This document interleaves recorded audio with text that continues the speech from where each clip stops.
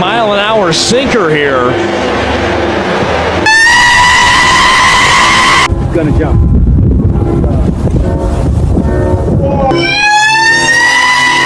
Breathe, breathe.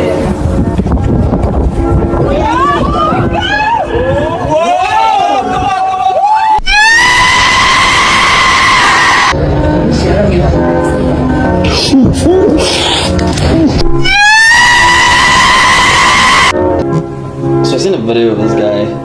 So everybody was pinned banana that way, but monkeys do it that way. So apparently that's the normal way. I seen a video of a guy just rips it, like holds it apart like that there, like it's split perfectly in half. Fuck, maybe he's just really strong.